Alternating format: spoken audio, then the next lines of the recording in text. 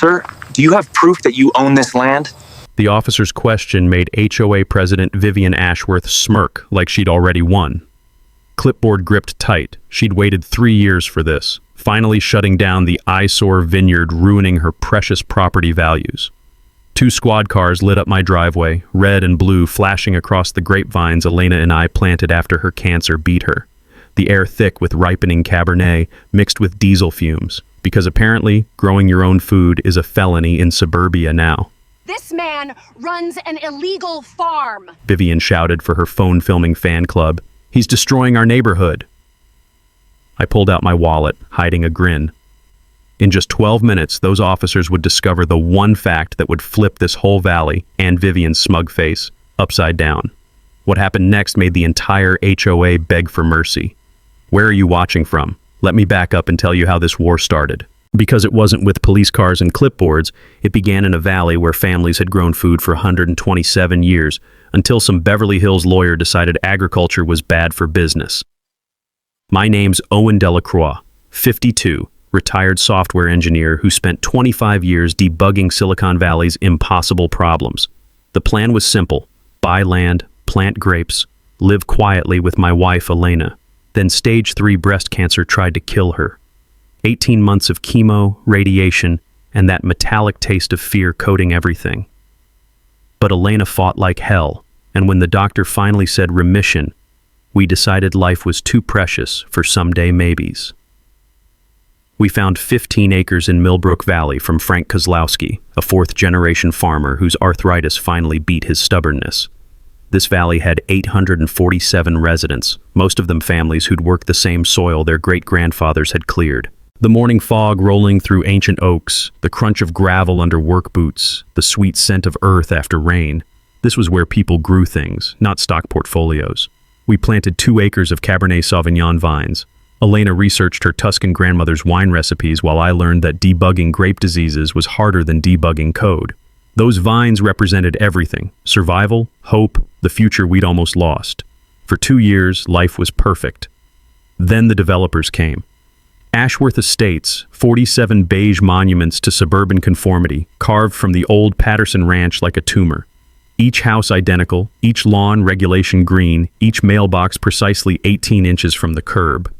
The kind of place where neighbors call police about basketball hoops and measure fence heights with rulers. 5 years ago, nobody in Millbrook had even heard of an HOA. Now suddenly, this new subdivision was demanding the entire valley follow their community standards. Enter Vivian Ashworth, 5'4", salon blonde, former real estate attorney who got herself elected HOA president before her moving boxes were unpacked. She drove through our farm roads in her spotless white BMW like she was touring conquered territory. That first certified letter arrived on a Tuesday morning, the bitter taste of coffee going cold in my mouth as I read it. Dear property owner, agricultural activities on your parcel may violate community covenants.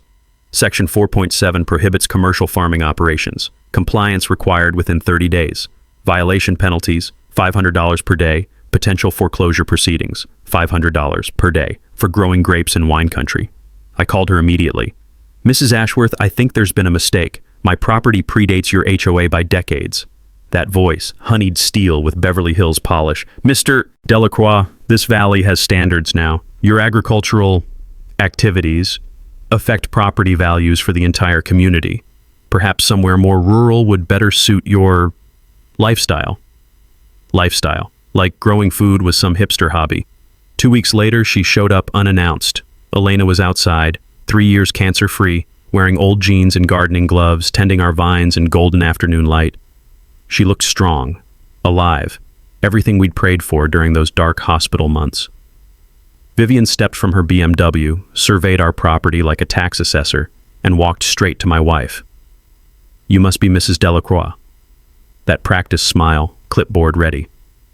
I wanted to discuss your farming situation personally. Elena smiled back. Isn't it beautiful? We planted these after my treatment finished. Every grape represents hope. Vivian looked my wife up and down. Elena in dirt-stained clothes, hands dark with honest soil, hair covered by a faded bandana. Then she wrinkled her nose like she'd smelled something rotten. Mrs. Delacroix, people like you simply don't understand modern property values. This agricultural aesthetic is inappropriate for our neighborhood standards. Surely there are more suitable communities for your situation. People like you, your situation. That night, Elena gripped my hand tight. 25 years you solved impossible problems, Owen. Time to debug this one. Smart woman, she had no idea I'd already started. Vivian fired the first official shot exactly 1 week later, an emergency HOA board meeting to address the agricultural crisis threatening Ashworth Estates property values. The community center smelled like burnt coffee and old carpet when I walked in that Tuesday night. Vivian sat at a folding table like a Supreme Court justice, flanked by 4 board members who looked like they'd been ordered from a catalog of suburban conformity. Behind her, a PowerPoint presentation glowed, "Protecting our investment, the Delacroix problem." The Delacroix problem. Like Elena and I were some equation she needed to solve. "Ladies and gentlemen," Vivian began, her laser pointer clicking like a weapon, "we have a serious situation. This illegal agricultural operation threatens every homeowner's most valuable asset." Up flashed photos of our vineyard, my irrigation lines labeled industrial equipment, our modest wine storage shed marked unauthorized commercial structure. Even Elena's herb garden got the spotlight. Unpermitted crop production. The sound of her manicured nails tapping against her clipboard filled the silence. Back when I was debugging impossible software problems, I'd learned something crucial. Systems that selectively enforce rules always have fatal flaws.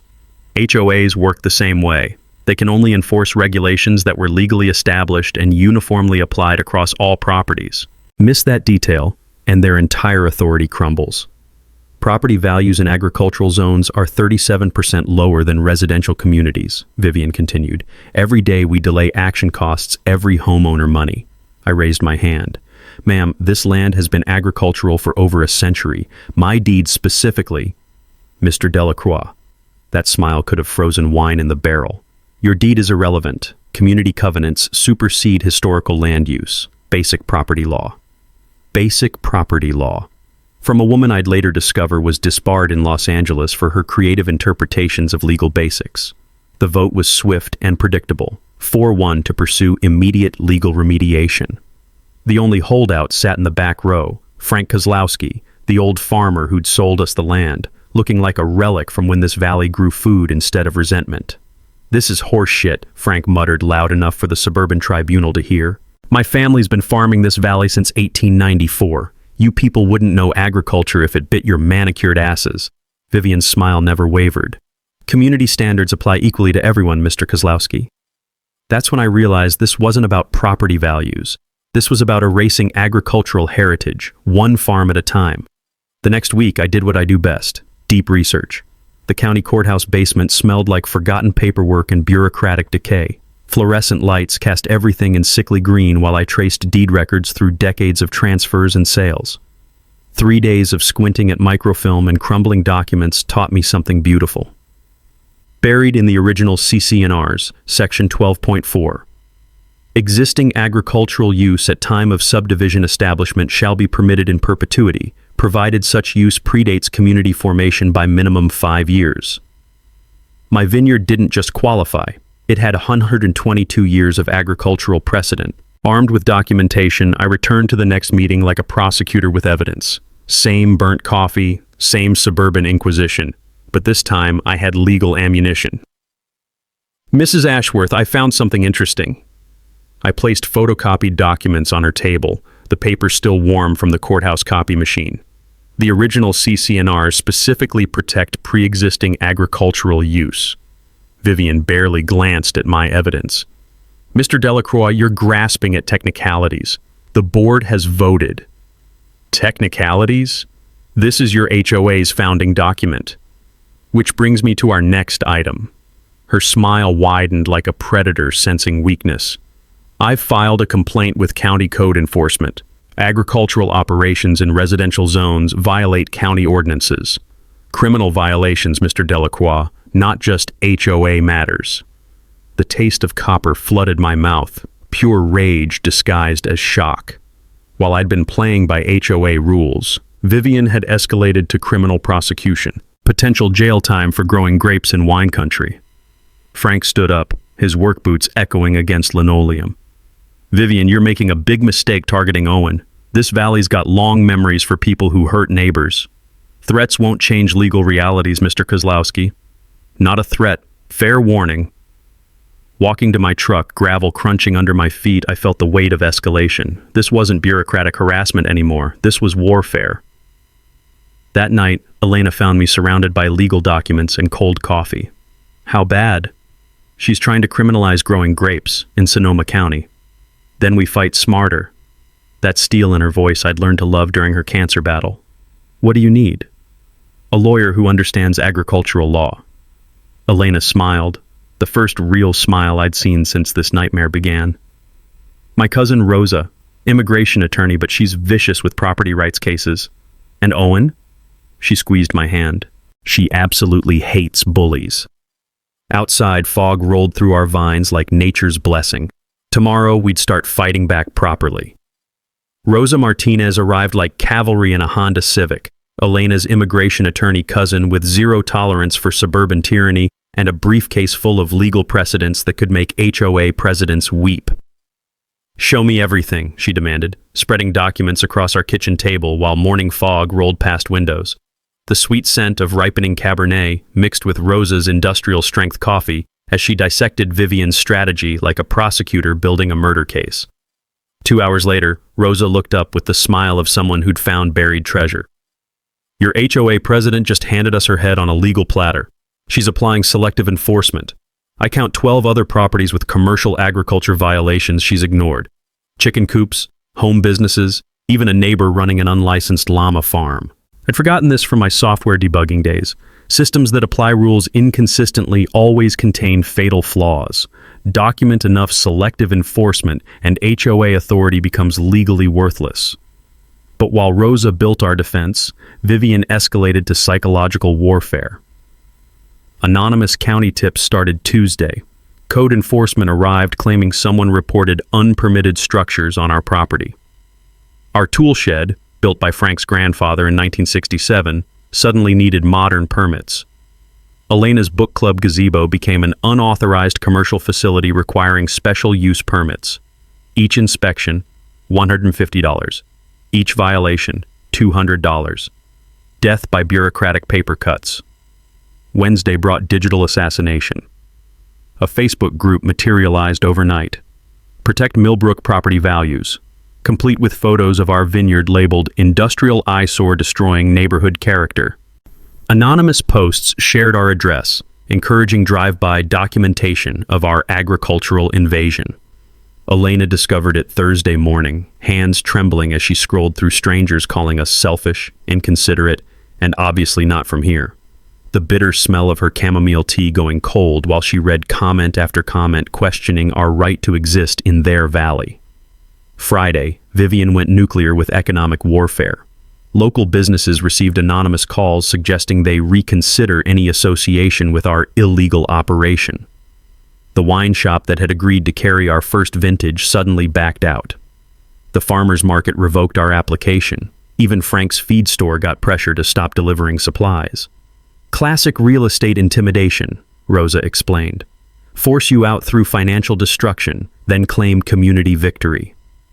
But Saturday morning brought Vivian's biggest mistake during the worst heat wave in 3 years. I woke to silence. No sound of irrigation sprinklers protecting our vines. Outside, I found systematic sabotage. Clean cuts through main water lines that fed our entire vineyard. Professional destruction during peak growing season, when 3 days without water could kill 2 years of growth. The security camera footage was prosecution-quality evidence, a figure in dark clothing at 2:47 a.m. systematically destroying our irrigation with someone who understood agricultural systems. The cuts were precise, calculated for maximum damage, $3,000 in immediate grape loss, $1,200 in emergency repairs. Insurance denied claims as agricultural damage not covered under residential policy. That's when Rosa dropped her bombshell discovery.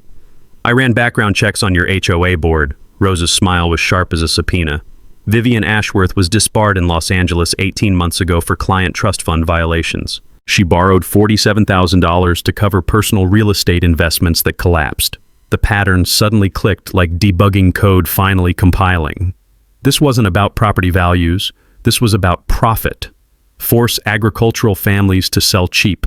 Flip the land to developers for suburban expansion. Profit from the valley's agricultural destruction. There's more. Rosa pulled out a manila folder thick as a phone book. She's listed as consulting agent on 5 recent property sales in the valley. All former agricultural land, all sold under pressure from HOA violations, all now suburban developments. Vivian wasn't just an entitled HOA president. She was running a real estate scheme using HOA power as leverage for personal profit. Sunday evening, as Elena and I surveyed our damaged vines in golden light, unexpected visitors arrived. Frank brought his grandson, the Hendersons from the dairy farm, the Nakamuras, whose family had grown vegetables here since 1952. 3 generations of valley agriculture standing together on our damaged property. "We've been watching this situation develop," Frank said, his weathered hands examining our cut irrigation lines with professional anger. "Vivian's been targeting other farming families too. The Rodriguezes got cited for their vegetable stand. The Finley family's getting fined for their chicken coop. She's systematically attacking agricultural heritage." Mrs. Henderson nodded, her voice carrying 4 decades of valley wisdom. "Time we reminded certain people that this valley was growing food when their subdivisions were still cow pastures." That night, Elena gripped my hand as we planned our counterattack, the taste of determination mixed with the lingering scent of damaged grapes. "She wants to destroy agricultural families for profit, Owen. Let's show her what happens when farmers fight back." Outside, fog rolled through our wounded vines like nature promising healing. Tomorrow we'd start building the coalition that would end Vivian's reign forever. Monday morning brought the nuclear option, legal papers thick as a small-town phone book. Vivian Ashworth versus Owen and Elena Delacroix, malicious prosecution lawsuit demanding immediate injunction to destroy our vineyard, plus $125,000 in damages for willful property value destruction and community sabotage. I stood in my driveway holding those papers, morning fog rolling through grapevines that might not legally exist in 10 days. The metallic taste of pure legal warfare mixed with the sweet scent of Cabernet grapes Vivian wanted eliminated forever. "She's betting everything on one massive strike," Rosa explained, her voice tight with professional concern. "Emergency injunction hearing in 10 days. If granted, you'll have 72 hours to rip out your entire vineyard or face criminal contempt charges. Jail time, Owen. Actual prison." And the financial devastation was breathtaking. Attorney fees, court costs, potential damages, bankruptcy, even if we somehow won. Elena found me that evening calculating our destruction, surrounded by legal documents and the bitter smell of cold coffee. "Honey, maybe we should consider this." She held up an overnight delivery letter. Vivian's final settlement offer. Sell our property to her agricultural remediation group for 55% of assessed value. All legal action disappears. Agricultural remediation. Like our vineyard was environmental contamination requiring cleanup. "She's trying to force us out before we can fight back properly," I said. But Elena's hands were shaking. Not from anger anymore, from exhaustion. 3 years of harassment taking its toll on someone who'd already fought cancer and won. "Owen, I'm tired. Really tired. Maybe she's right. Maybe we don't belong here." That night, I lay awake listening to Elena's restless breathing, wondering if Vivian had finally broken us. Tuesday brought Rosa's counterintelligence breakthrough that changed the war's trajectory. I hired a private investigator to dig deeper into your HOA president's finances. Rosa spread documents across our kitchen table with the satisfaction of a prosecutor holding smoking gun evidence. Vivian's in serious financial trouble. She owes $2.3 million to private investors who used HOA properties as collateral for her failed real estate ventures. The pattern was beautiful in its corruption. Vivian borrowed against Ashworth Estates' property values to fund personal investments. When those investments collapsed, she needed agricultural land prices to justify her collateral claims. Our vineyard's property value destruction threatened her entire financial house of cards. "There's more," Rosa continued. "One of her primary investors? County Supervisor Bradley Morrison's brother, Classic conflict of interest. She's been using political connections to pressure code enforcement against agricultural properties. While we'd been playing defense, Vivian had weaponized county government as part of her real estate scheme. But Wednesday brought our hidden ace from the most unlikely source. Elena was stress organizing our purchase documents, her post-cancer coping mechanism for anxiety, when she found papers buried deep in escrow paperwork. "Owen, what's this easement rider? I've never seen it before." My hands trembled reading the document. Property conveyance includes exclusive beneficial rights to Millbrook Creek water allocation, superseding all subsequent subdivision restrictions, community covenants, or municipal limitations. Exclusive beneficial rights, legal language meaning we controlled water access for the entire valley. Rosa nearly spilled her coffee when I called. "Owen, do you understand what this means? You don't just own 15 acres, you own water rights that every house in Ashworth Estates depends on for survival." Thursday's revelation got even better. Rosa's title research revealed the stunning truth. When developers created Ashworth Estates, they assumed county water supply without verifying the source. All 47 homes depended entirely on creek water flowing through our property. "Vivian doesn't just want your vineyard gone," Rosa explained. "She needs your property to hide this water rights disaster. Every Ashworth Estate sale could face title insurance claims if buyers discover their water isn't legally guaranteed." Friday brought community fracture that made valley-wide war inevitable. Pro-Vivian residents organized counter-protests for the upcoming town hall meeting. Ashworth Estates homeowners hired attorneys threatening lawsuits against agricultural families. 3 farming families received anonymous letters. Agricultural activities will no longer be tolerated in modern residential communities. But the agricultural families were organizing too. Frank rallied 4 generations of valley farmers. The Henderson Dairy Farm mobilized their extended family network. Even younger agricultural professionals, organic farmers, specialty crop growers, sustainable agriculture advocates, joined our coalition. That evening, Elena gripped my hand as we surveyed our vineyard in golden light. "I'm done being tired, Owen. These people tried to break us when I was recovering from cancer. Time to show them what happens when you mess with survivors." Sunday night brought Vivian's final desperate gambit. She attempted to sabotage our irrigation again, but this time our upgraded security system caught her red-handed. Clear footage of the HOA president personally destroying agricultural equipment during peak growing season. "She's completely lost control," Rosa observed, reviewing the evidence. "This is criminal behavior from someone facing financial ruin." Tuesday's town hall meeting would determine everything. But now, I held cards Vivian didn't know existed. Water rights that controlled her entire subdivision's survival. Rosa's title research uncovered something that made my 25 years debugging impossible software problems look like child's play. We weren't fighting an HOA president. We were sitting on the key to an entire valley's survival. "Owen, you need to sit down." Rosa spread yellow documents across our kitchen table like a detective solving a murder. The musty scent of century-old paper mixed with morning coffee as she explained what 3 weeks of courthouse archaeology had revealed. "Remember that easement Elena found? It's not just agricultural water rights. According to Spanish land grant records from 1847, you own exclusive water allocation for this entire watershed. Every drop flowing through Millbrook Creek belongs to you."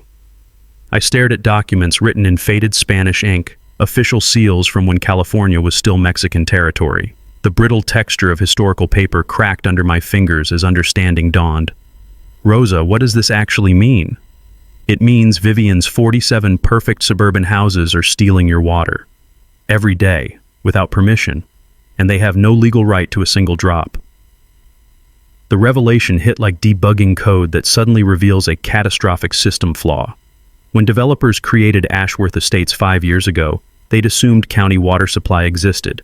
But this rural valley had never connected to municipal systems. Every house, every emerald lawn, every backyard pool survived entirely on creek water flowing through my agricultural property.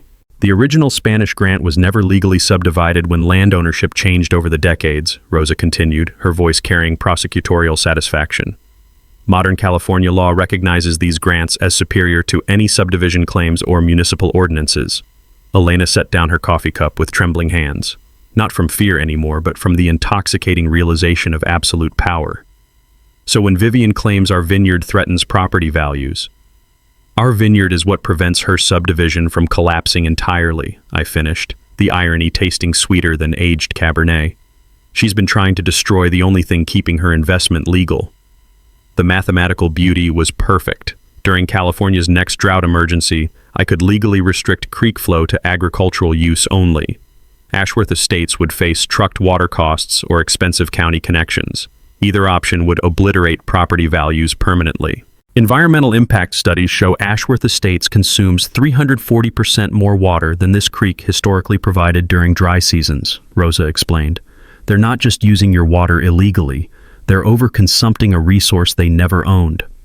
I walked to our kitchen window, looking over grapevines that had transformed from hobby to weapon overnight. The sound of our irrigation sprinklers carried new meaning. Every drop nourishing our agricultural dreams was water Vivian's residents consumed without legal authority. There's something else, Rosa said, pulling out real estate records thick as phone books. Vivian's been hiding this water rights problem from every Ashworth Estates buyer. That's federal fraud, knowingly concealing title defects that affect property value. Elena joined me at the window, her reflection in glass showing the smile I'd fallen in love with 30 years ago. Honey, remember when you said you'd debug this problem? I found the root cause, I said, understanding flooding through me like water through creek channels. The entire system's built on a foundation that doesn't exist. Owen, Rosa said, organizing documents with legal precision, you don't just own 15 acres in this valley. You own this valley's survival. And tomorrow we're going to explain that to Vivian in terms she'll understand. That night, Elena and I walked our vineyard under stars reflecting off creek water that belonged entirely to us. 3 years ago, these vines represented hope after cancer. Now they represented justice after oppression. The fog rolling through our valley felt like nature's blessing on the reckoning coming tomorrow. Tuesday morning, our kitchen became mission control for the most satisfying revenge plot I'd ever debugged. Rosa spread legal documents across every surface, while Elena brewed coffee strong enough to fuel courtroom warfare. The sweet scent of ripening grapes outside mixed with the bitter taste of strategic planning. 10 days until Vivian's injunction hearing, Rosa announced, her voice carrying prosecutorial hunger. She expects us to beg the court to save our little vineyard. Instead, we're dropping a legal nuclear bomb that could destroy her entire subdivision. But I wanted more than legal victory. 25 years fixing impossible software problems had taught me that elegant solutions solve multiple issues simultaneously. We weren't just beating Vivian, we were rebuilding this valley's agricultural soul and creating a template for every farming family fighting suburban tyranny. First mission, rally the troops. Frank Kozlowski arrived with reinforcements. 3 generations of valley farmers carrying manila folders thick with documentation. The smell of diesel exhaust and honest work boots filled our driveway as agricultural families shared war stories. Henderson Dairy Farm, cited for commercial livestock odors. Frank read from his list. Nakamura Vegetables, fined for unauthorized roadside commerce. Rodriguez Organic Herbs, threatened with foreclosure over agricultural aesthetic violations. Elena started her own intelligence operation. Millbrook Valley Oral History Project. Seemingly innocent interviews with farming families that happen to occur near recording devices, creating public records of community concerns before our courtroom ambush. So the HOA pressure affected your family farm operations how exactly? Elena would ask sweetly, digital recorder capturing every detail of harassment patterns. Meanwhile, I designed our technical ace, water monitoring systems using skills that once debugged billion-dollar software problems. Arduino-based sensors tracking creek flow, automated data logging, cellular upload to tamper-proof cloud storage. The beauty was simplicity. Each sensor cost $37 and could be assembled by anyone with basic electronics knowledge. Open source code, downloadable from agricultural extension websites. Democratic technology solving aristocratic oppression. Water rights monitoring isn't rocket science, I explained to Elena while installing sensors camouflaged as creek maintenance equipment. Flow meters measure consumption, timestamps prove usage patterns, GPS coordinates confirm locations, basic engineering creating bulletproof evidence. But our masterpiece was psychological warfare designed to trigger Vivian's most desperate mistakes. We needed her to escalate harassment until she committed documentable crimes during maximum public scrutiny. Elena suggested perfect bait, social media posts announcing Vineyard expansion. Photos of irrigation equipment deliveries, construction permits, agricultural machinery, nothing illegal, just farming families exercising constitutional rights to grow food on their own land. She'll panic about water consumption, Elena predicted with surgical precision. Everything we know suggests she can't afford agricultural expansion when her subdivision survives on stolen water. Rosa coordinated legal bombardment for maximum psychological pressure, simultaneous filings, declaratory judgment on water rights, state licensing complaints for unlicensed real estate practice, federal fraud investigation requests for buyer disclosure violations. Classic overwhelming force doctrine, Rosa explained while organizing attack documents. Civil, criminal, and administrative exposure converging simultaneously. Most people crack under single front pressure. We're hitting her from 6 directions at once. Environmental regulations provided additional ammunition. California drought law prioritized agricultural water use over residential landscaping. Our vineyard qualified for protection as beneficial agricultural use, while Ashworth Estates' emerald lawns represented non-essential residential consumption. Translation: during the next drought emergency, I could legally cut water to 47 suburban houses to protect 2 acres of grapes. Thursday brought media strategy that would transform local HOA dispute into statewide agricultural rights story. Rosa's journalism contacts received background briefings about water rights case study illustrating suburban development impact on historical farming communities. Frame this correctly, and you're not just fighting one power-hungry HOA president, Rosa explained. You're defending agricultural heritage against corporate land grabs disguised as community development.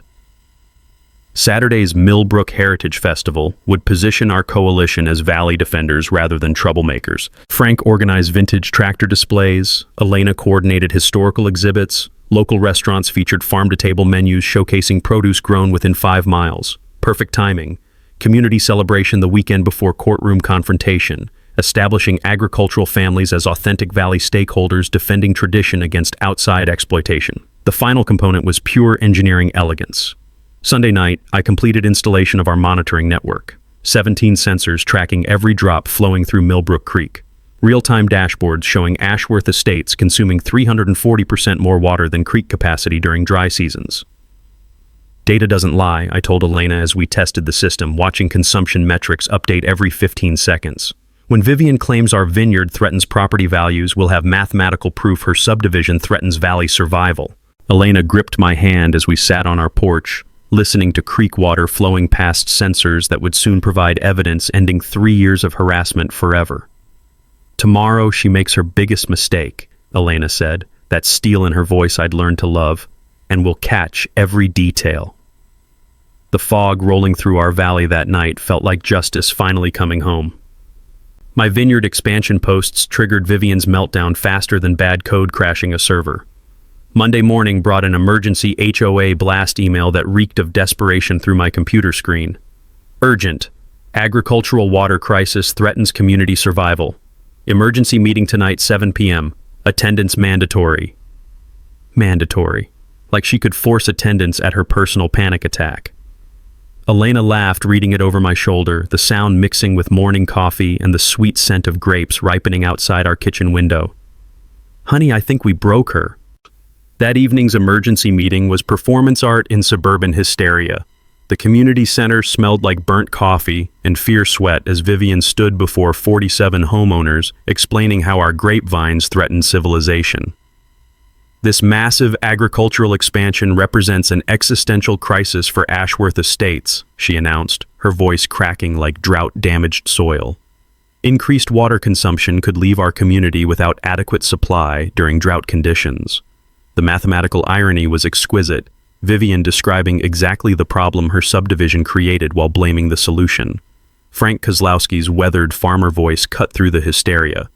Vivian, his vineyard uses less water than your neighbor's swimming pool. Maybe check your facts before declaring agricultural war. Mr. Kozlowski, you don't understand modern resource management.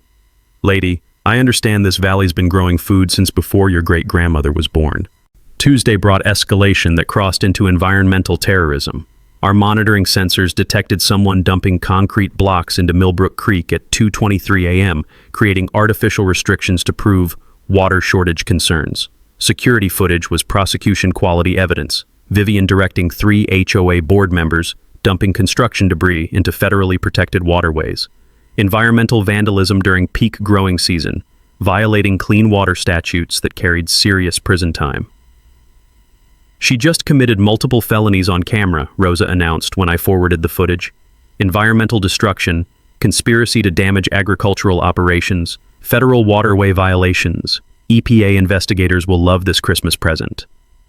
But Wednesday brought Vivian's most desperate gambit yet, attempting to bribe Frank Kozlowski.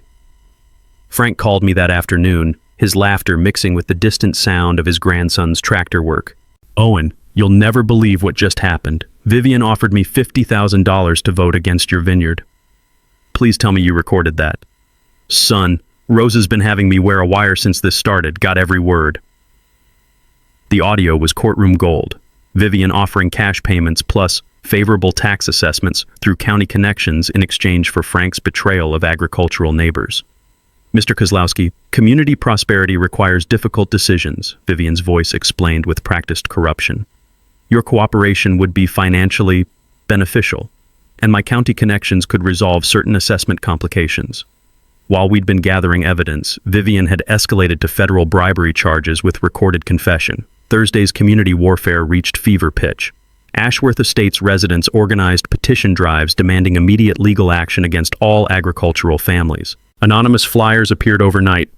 "Valley farmers, environmental terrorists stealing our water." But our agricultural coalition was mobilizing with generational power. Frank's network included 4 generations of farming families plus newer agricultural advocates who'd chosen valley life over suburban conformity. Thursday evening's planning meeting drew 60 people representing 127 years of combined agricultural experience. "Time we reminded certain people what happens when you threaten food production," Frank announced, his voice carrying decades of valley authority.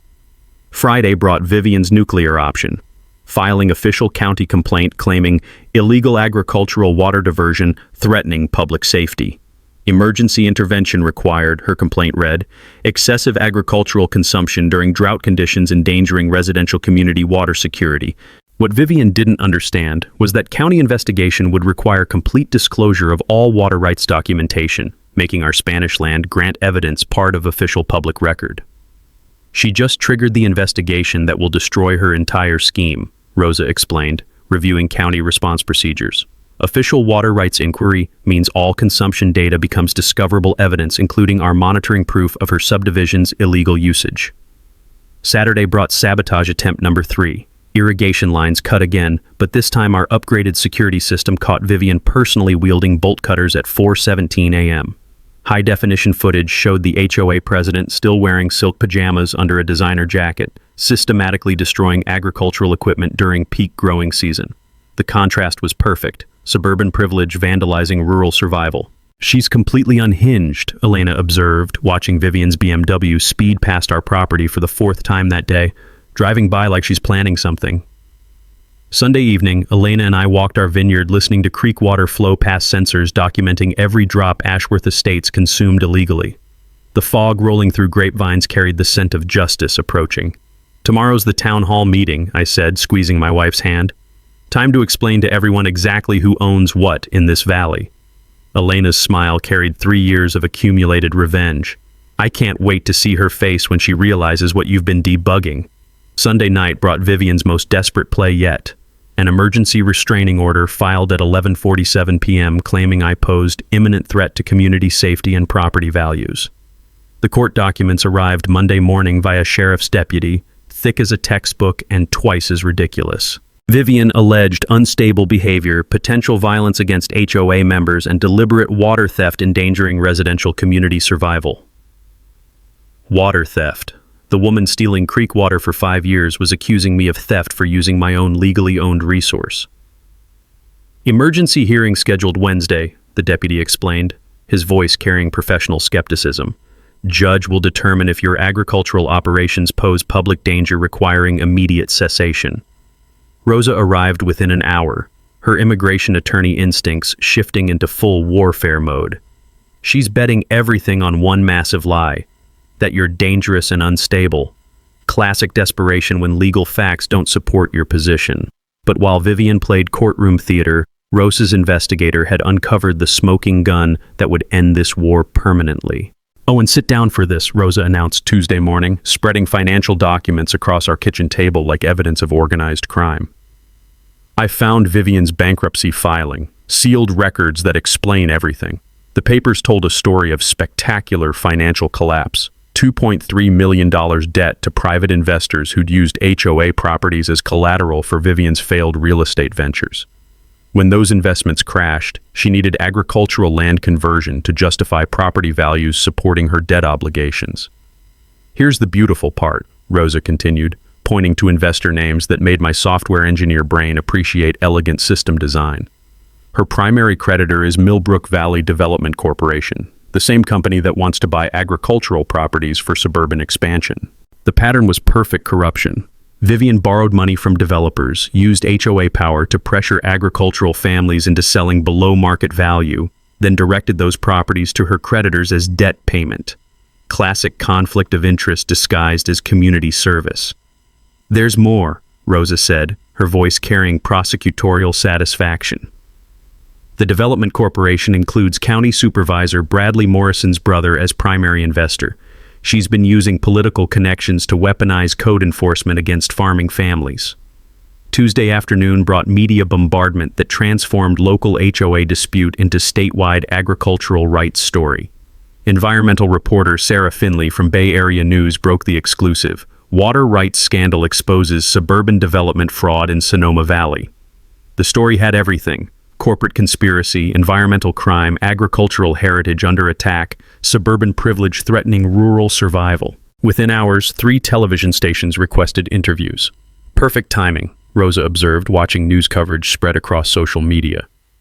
State Water Board announces formal investigation tomorrow, the day before emergency court hearing. Wednesday morning's revelation made everything else look like opening moves in chess game. County investigation confirmed what our monitoring systems had documented. Ashworth Estates consumed 340% more water than Millbrook Creek provided during dry seasons, with zero legal authority for any consumption.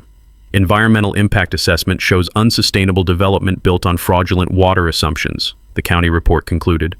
Immediate residential water restrictions recommended pending resolution of historical water rights claims. Translation: 47 suburban houses faced potential water shutoff while our vineyard enjoyed drought protection as legally prioritized agricultural use. But Vivian's final desperation play made all previous harassment look like friendly suggestions. Wednesday afternoon, she arrived at our property with corporate lawyers from downtown firm specializing in agricultural land acquisition. Their black SUVs looked like funeral procession rolling up our gravel driveway. "Mr. Delacroix, I'm offering you one final opportunity to resolve this situation amicably," Vivian announced through our security gate, her voice carrying 3 years of accumulated hatred. "My clients are prepared to purchase your property for fair market value, eliminating all legal complications." Fair market value. Determined by whom, exactly? "Mrs. Ashworth, this property isn't for sale," Elena responded through our intercom system, her cancer survivor steel audible even through electronic speakers. "Mrs. Delacroix, you need to understand something." Vivian's mask finally slipped, revealing the entitled rage that had driven 3 years of harassment. "This valley has changed. People like you don't belong in modern agricultural communities. Accept our offer or face complete financial destruction." People like you. There it was again, the core of her entire campaign. Elena's response was pure poetry. "Mrs. Ashworth, people like us built this valley. People like you are just visiting." That evening, Rosa filed our nuclear option. Federal RICO lawsuit alleging organized conspiracy to defraud agricultural families through coordinated HOA harassment, unlicensed real estate practice, environmental crime, and political corruption. Racketeering charges, Rosa explained, organizing documentation that would bury Vivian's entire operation. When HOA power becomes systematic criminal enterprise, federal prosecutors get very interested. Thursday morning brought town hall meeting announcement that would determine this valley's future. Community Water Rights Forum. Public input. Required on historical agricultural versus modern residential priorities. 200 expected attendees. Media coverage guaranteed. County supervisors attending. State Water Board representatives observing. Elena gripped my hand as we prepared for the final confrontation. Ready to show everyone who really owns this valley? Thursday evening, the Millbrook Community Center buzzed with electricity you could taste. 200 residents packed every seat while overflow crowds stood against walls decorated with 30-year-old agricultural fair ribbons. The air thick with anticipation, nervous sweat, and the lingering scent of Frank's diesel truck outside. Local TV crews positioned cameras like artillery, while County Supervisor Morrison sat front row with state water board representatives. Sheriff's deputies flanked the entrance, expecting trouble from what the Bay Area News had dubbed Sonoma Valley's water war. Vivian arrived fashionably late with her corporate legal team, designer heels clicking against linoleum like countdown timers. She wore courtroom white from head to toe, power suit, perfect hair, predatory smile that said she expected total victory. "Ladies and gentlemen," she began, laser pointer ready for her final presentation. "Tonight, we address an agricultural crisis threatening every property investment in Millbrook Valley." Her PowerPoint was suburban theater at its finest. Property value charts, water consumption graphs, environmental impact studies proving our vineyard endangered community sustainability and residential prosperity. "This illegal agricultural expansion represents existential threat to Ashworth Estates," Vivian announced, clicking through slides showing our irrigation equipment labeled as industrial water theft systems. Mr. Delacroix's excessive consumption during drought conditions could leave 47 families without adequate water supply. The mathematical irony was exquisite, Vivian describing the exact crisis her subdivision created while blaming the solution. I stood slowly, feeling 200 pairs of eyes focused like laser targeting systems. "Mrs. Ashworth, may I respond to your presentation with some facts?" "Mr. Delacroix, you'll have opportunity during public comment." "Actually," interrupted County Supervisor Morrison, "given the serious allegations, I think immediate factual response is appropriate." I walked to the front with Rose's laptop containing 3 weeks of documented evidence, the taste of 3 years accumulated justice finally arriving. "Mrs. Ashworth claims our vineyard threatens community water security," I began, connecting laptop to projector while 200 people held their breath. "Let me show everyone what our monitoring systems actually discovered." The first slide dropped like a legal bomb. Real-time water consumption data showing Ashworth Estates using 340% more water than our agricultural operation during identical time periods. Gasps rippled through the audience as numbers painted mathematical truth across the community center screen. "Mrs. Ashworth's subdivision consumes 11,000 gallons daily for landscaping alone," I continued, each fact landing like precision strikes. "Our vineyard uses 3,700 gallons for actual food production, but the nuclear option was still coming. However, water consumption is irrelevant to tonight's real issue." I clicked to the next slide, Spanish land grant documents from 1847, official seals visible even in projection lighting. These are the original water rights for Millbrook Creek, granted by Mexican California government and recognized by United States treaty law. The silence was absolute. You could hear individual heartbeats. According to these documents, filed with Sonoma County in 1847 and never legally superseded, my property owns exclusive water allocation rights for this entire watershed. Elena stood from the front row, her voice carrying cancer survivor authority that commanded immediate attention. "Every drop flowing through Millbrook Creek belongs to our agricultural easement. Every house in Ashworth Estates has been using our water without permission for 5 years. The room exploded. Ashworth Estates residents shouting questions, farming families applauding, corporate lawyers whispering frantically into phones. County Supervisor Morrison banged his gavel like a judge restoring order. "Mr. Delacroix, are you claiming legal authority to restrict water access to residential community?" "I'm not claiming anything," I replied, clicking to our final slide. County investigation results confirming Spanish land grant validity. The State of California Water Board investigation concluded yesterday that historical agricultural water rights supersede all subsequent subdivision assumptions. "This is impossible," Vivian started. "Mrs. Ashworth," interrupted Frank Kozlowski, standing with recorded evidence that would end her career permanently. "Before you say anything else, everyone should hear this." Frank's ancient cassette player crackled to life, filling the community center with crystal-clear audio of Vivian offering bribes, threatening property tax retaliation, and describing agricultural families as these people who don't understand modern economics. The recording played while TV cameras captured Vivian's face transforming from confident predator to cornered prey, realizing the trap had finally sprung. Sheriff's Deputy Martinez stepped forward as the audio concluded. Mrs. Ashworth, you're under arrest for conspiracy, bribery of public officials, and environmental vandalism. You have the right to remain silent. The community center erupted in chaos. Ashworth residents demanding answers, agricultural families cheering justice, corporate lawyers abandoning their client faster than rats leaving sinking ships. As handcuffs clicked around Vivian's wrists, I announced our final decision. Effective immediately, I'm establishing the Millbrook Valley Agricultural Water Trust. Every family, residential and agricultural, will have guaranteed water access through cooperative management, respecting historical rights and environmental sustainability. Elena squeezed my hand as applause thundered through the community center. Debugging complete? System restored, I confirmed, watching justice finally compile without errors. 6 months later, Millbrook Valley looked like a completely different place, because it was. Vivian Ashworth pleaded guilty to federal conspiracy charges, paid $847,000 in restitution, and permanently lost her real estate license. The bankruptcy court unwound her fraudulent development scheme while federal prosecutors dismantled the entire political corruption network. County Supervisor Morrison's brother faced his own racketeering charges, but the real transformation was community healing that started the day after Vivian's arrest. Ashworth Estates residents organized volunteer crews helping repair irrigation damage their HOA president had caused. The same neighbors who'd filmed our agricultural violations now brought morning coffee while Elena and I tended grapevines that represented valley survival rather than property value threats.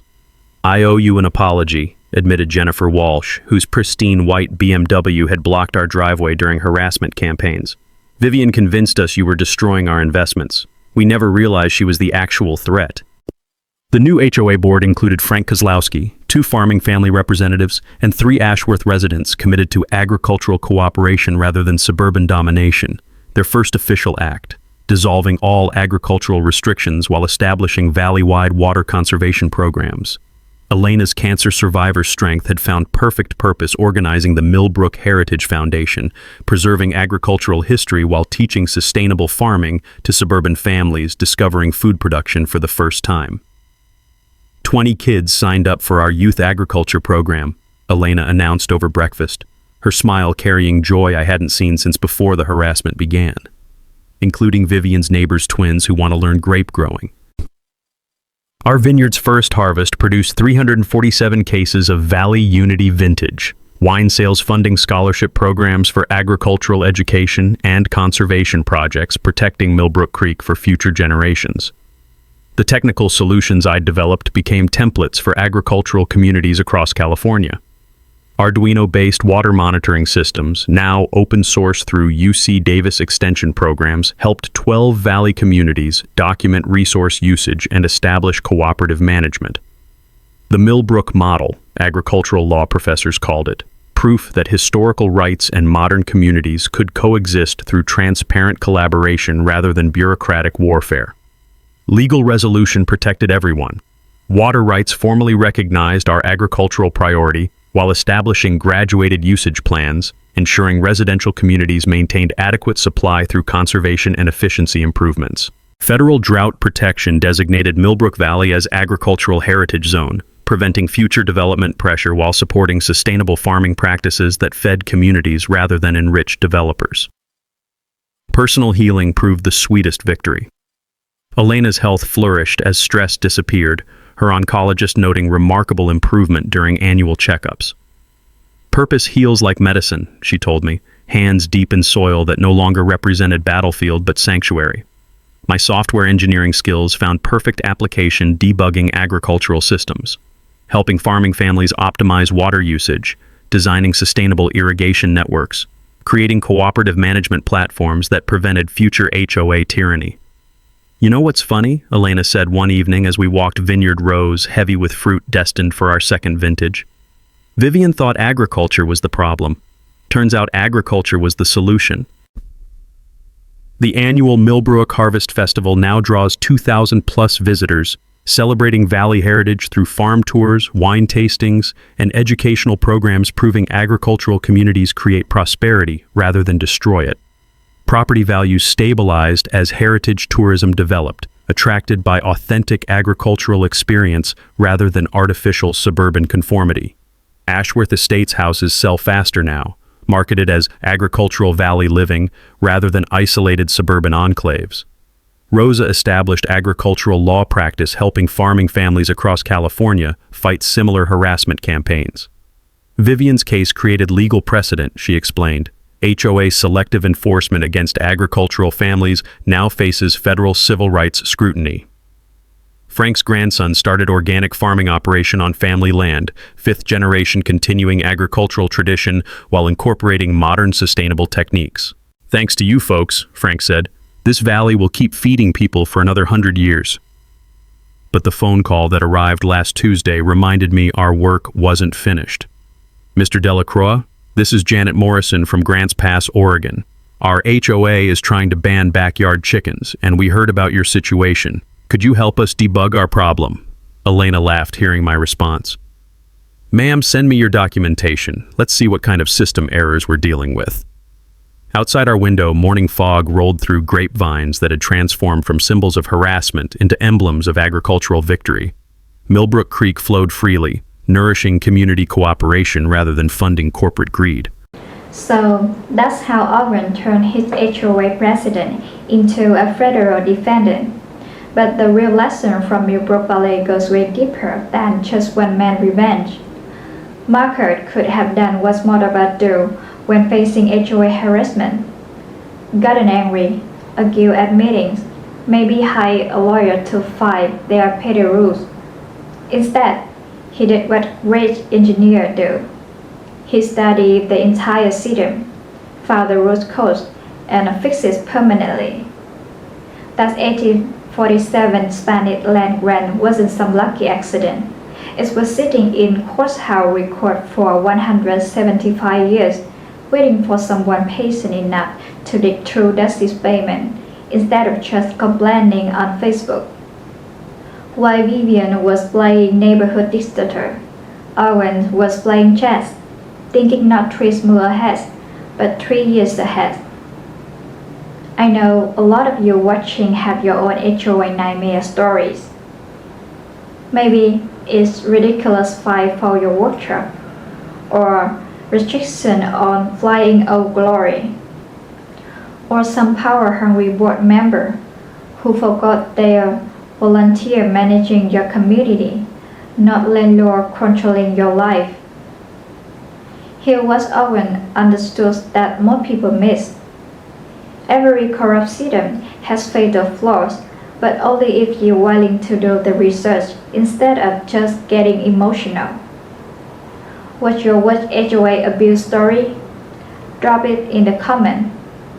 And if this story gave you hope that regular Americans can still beat entitled police, hit that subscribe button hard. Remember, they are not your landlord. You are not your tenant. Start acting like it.